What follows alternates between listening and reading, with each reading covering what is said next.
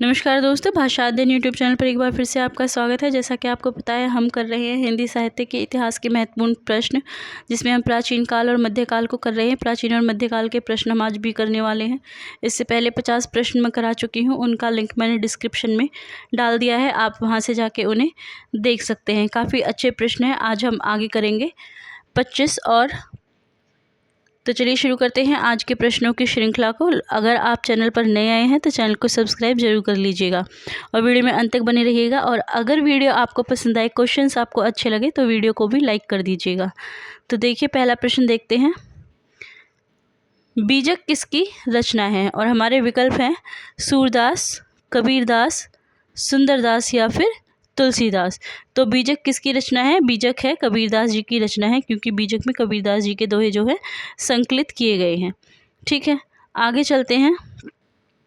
दशरथ सुत तिहु लोक बखाना, राम नाम का मरम न जाना, यह किसकी पंक्ति है? और विकल्प है हमारे ए सूरदास, बी कबीरदास, सी सुंदरदास, डी तुलसीदास। तो देखिए, हमें इसमें बताना है कि ये किसने कहा है। तो ये कहा है कबीरदास जी ने। दशरथ सुत तिहु लोक बखाना, राम नाम का मरम न पाना, कबीरदास जी की पंक्तियां हैं। तो बी ऑप्शन जो है हमारा वो बिल्कुल सही हो जाएगा। आगे चलते हैं। प्रश्न संख्या 53। प्रश्न संख्या 53 है कि ढाई आखर प्रेम के पढ़े सो पंडित होए, किसकी पंक्ति है? और विकल्प है हमारे सूरदास, कबीरदास, सुंदरदास या फिर तुलसीदास। ठीक है, पोथी पड़ी पड़ी जग पंडित भयानक कोय, ढाई आखर प्रेम के पढ़े सो पंडित होए, ये पंक्तियां किसकी हैं? कबीरदास जी की है। तो बी विकल्प जो है हमारा वो बिल्कुल सही हो जाएगा। प्रश्न संख्या 54। मसनवी शैली का प्रयोग किस काव्य में मिलता है? और विकल्प है हमारे ए सूफी काव्य, बी राम भक्ति काव्य, सी कृष्ण भक्ति काव्य या फिर डी संत काव्य। तो मसनवी शैली का प्रयोग किस में मिलता है हमें? मसनवी शैली का प्रयोग हमें मिलता है सूफी काव्य में। तो पहला ही विकल्प जो है हमारा बिल्कुल सही हो जाएगा। प्रश्न संख्या 55 देखिए। जायसी किस काव्य धारा से जुड़े हैं? और विकल्प है हमारे ए सूफी, बी राम भक्ति, सी कृष्ण भक्ति या फिर डी संत भक्ति। तो जायसी जो जुड़े हुए थे वो थे सूफी काव्य धारा से। ठीक है, तो पहला ही विकल्प जो है हमारा सही हो जाएगा। प्रश्न संख्या 56 देखिए। पद्मावत की रचना किसने की है? और विकल्प है हमारे ए जायसी, बी मुल्ला दाऊद, सी कुतुबन, डी मंजन। तो पद्मावत की रचना किसने की है आपको बताना है। तो पद्मावत के रचनाकार कौन है? जायसी है। ये इनका काफ़ी प्रसिद्ध महाकाव्य है। ठीक है, चलिए आगे चलते हैं। प्रश्न संख्या 57।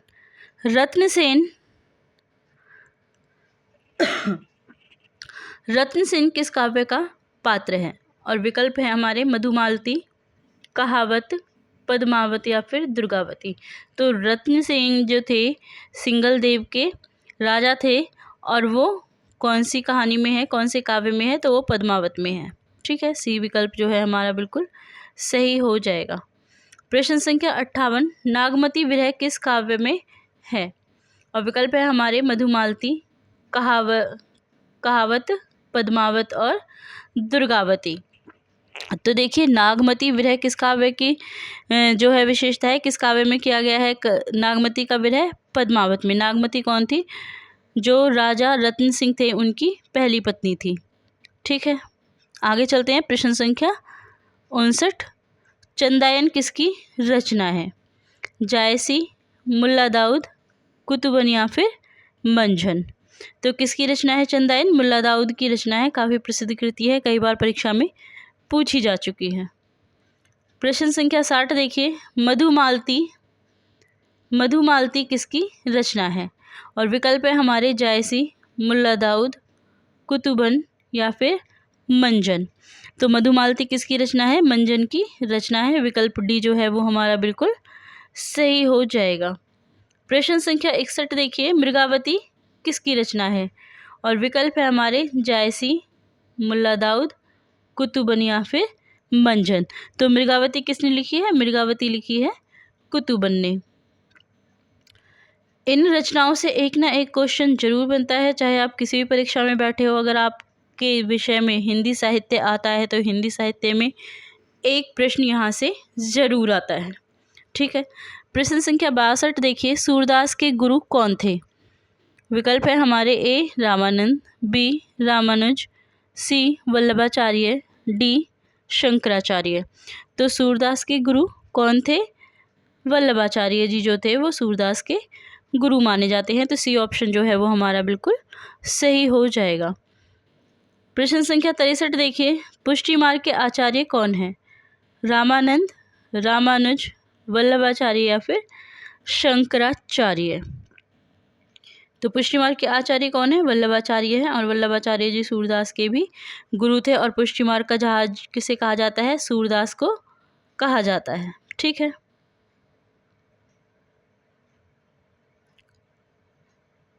प्रश्न संख्या 64, निम्नलिखित में कौन वल्लभाचार्य का शिष्य नहीं है? ठीक है, नहीं में हमें बताना है, और विकल्प है हमारे ए नंददास, बी कुंभन दास, सी परमानंद दास, डी सूरदास। तो वल्लभाचार्य के शिष्य जो नहीं हैं उनके बारे में हमें बताना है। तो जो नंददास थे वो वल्लभाचार्य के शिष्य नहीं थे। पहला ही विकल्प जो है वो हमारा सही हो जाएगा। प्रश्न संख्या 65 देखिए, नरसिंह जी का मायरा किसकी रचना है? और विकल्प है हमारे ए नंददास, बी सूरदास, सी मीराबाई या फिर डी चित्त स्वामी। तो देखिए इसमें नरसिंह जी का मायरा किसकी रचना है? मीराबाई की रचना है। ठीक है, आगे चलते हैं। प्रश्न संख्या 66 प्रश्न संख्या 66 देखिए, प्रेम वाटिका किसकी रचना है? और विकल्प है हमारे रसखान, मीराबाई, ध्रुवदास या फिर सूरदास। तो प्रेम वाटिका जिन्होंने लिखी है वो कौन है? वो है रसखान। पहला ही विकल्प जो है हमारा वो बिल्कुल सही हो जाएगा। प्रश्न संख्या 67 देखिए, तुलसीदास जी की रचना कौन सी नहीं है? और विकल्प है हमारे रामचरितमानस, विनय पत्रिका, गीतावली, प्रेम वाटिका। तो देखिए इसमें तुलसीदास की रचना जो नहीं है, नेगेटिव में हमें बताना है जो नहीं है कौन सी है। तो प्रेम वाटिका जो है वो किसकी रचना है? अभी ऊपर बताया था ना, जायसी की रचना है। ये देखिए प्रश्न 66, प्रेम वाटिका किसकी रचना है? रसखान की रचना है, तुलसीदास जी की नहीं है। तो डी ऑप्शन जो है वो हमारा बिल्कुल सही हो जाएगा। प्रश्न संख्या 68 देखिए, तुलसीदास के समन्वय की विराट चेष्टा किस में की है? तो तुलसीदास ने किस में की है? ए रामचरितमानस, बी विनय पत्रिका, सी गीतावली या फिर डी कवितावली। समन्वय की विराट चेष्टा, तो उन्होंने रामचरितमानस में समन्वय की विराट चेष्टा की है। प्रश्न संख्या 69 देखिए, रामचरितमानस में कितने खंड हैं? विकल्प है हमारे ए 6, बी 7, सी 8 या डी 9। तो रामचरितमानस में कितने खंड हैं? 7 खंड हैं। तो बी ऑप्शन जो है वो हमारा बिल्कुल सही हो जाएगा। रामचरितमानस का प्रथम कांड कौन सा है? अयोध्या कांड, बाल कांड, अरण्य कांड या फिर लंका कांड। तो देखिए रामचरितमानस का जो प्रथम कांड है वो अयोध्या कांड नहीं बल्कि बाल कांड है। तो बी ऑप्शन जो है वो हमारा बिल्कुल सही हो जाएगा। आगे देखिए प्रश्न संख्या 71, भरत मिलाप किसकी रचना है? और विकल्प है हमारे तुलसीदास, विष्णुदास, अग्रदास या फिर ईसरदास। तो भरत मिलाप किसने लिखी है? भरत मिलाप लिखी है ईसरदास जी ने। तो डी ऑप्शन जो है वो हमारा बिल्कुल सही हो जाएगा। प्रश्न संख्या 72 देखिए, नाभादास की कृति कौन सी है?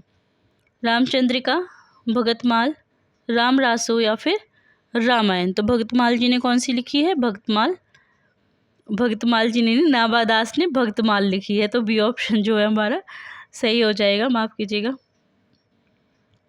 क्वेश्चन को आंसर और आंसर को क्वेश्चन बना दिया, कभी कभी हो जाता है।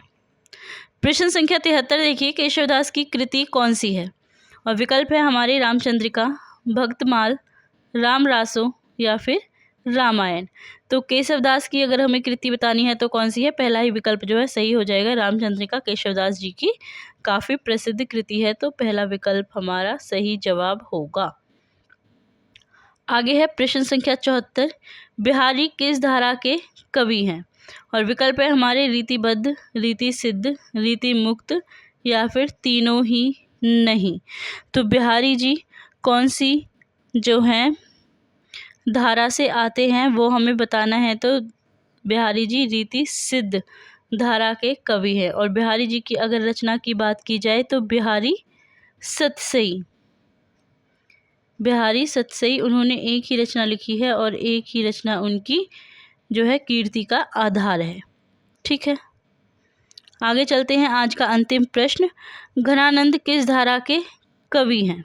और विकल्प है हमारे रीतिबद्ध, रीति सिद्ध, रीति मुक्त या फिर तीनों में से कोई नहीं। तो इसमें जो है विकल्प सी जाएगा, रीति मुक्त। घनानंद किस धारा के कवि हैं? रीति मुक्त धारा के कवि हैं, जबकि बिहारी जी रीति सिद्ध धारा के कवि है। तो ये थे आज के टॉप 25 क्वेश्चंस। आई होप ये क्वेश्चंस आपको अच्छे लगे हों। अगर वीडियो पसंद आई है तो वीडियो को भी लाइक कर दें। चैनल पे नए हैं तो चैनल को सब्सक्राइब करना बिल्कुल मत भूलिएगा।